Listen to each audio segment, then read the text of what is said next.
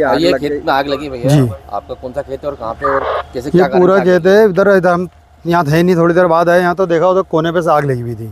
तो बंगले तरफ किसी ने कुछ जलाया होगा, तो वहाँ से जलने से हमने देखा तो धुआं हो रहा, तो उन्होंने कुछ बुझाने की कोशिश करी किसी ने, तो बुझी नहीं, तो फिर हमने बुझाने की भी कोशिश करी बहुत देर से, तो आग काबू नहीं। और ये आग 3 साढ़े 3 के बीच में लगी, 3:30 एग्जैक्ट टाइम मालूम नहीं था।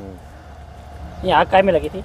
आग ये खेत में लगी थी सारी, खेत में जो गेहूँ का खेत है, गेहूँ के खेत में लगी थी।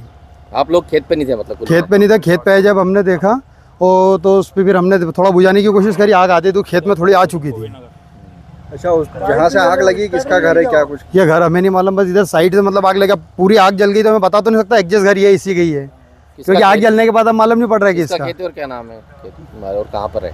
ये खेत तो हमारा खुद का है, क्या नाम है? मेरा अब्दुल रऊफ। कितने बीघा खेत है ये?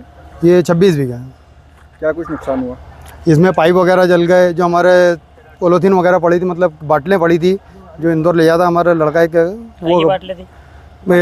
रिजेक्ट बाटलें जो, इसमें प्लास्टिक की भी आवाज आ रही थी ऐसी कि? हाँ बाटले वगैरह रखी थी सर, सब बाटले वगैरह फूट गई। स्क्रैप कांच की बाटल भी थी, स्क्रैप जो रहता, तो स्क्रैप भी बहुत सारा अटाला रखा था, तो वहाँ से आग यहाँ भी आ गई, पूरी जल गई। और उसके बाद मेरी भैंसें जो बंधी थी, भैंसें वगैरह गाड़ी भी थी, वो सब हटे, भैंसें भी बच गई सर।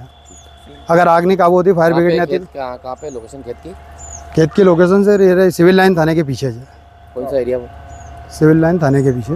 आपका नाम बताएं। अब्दुल रऊफ।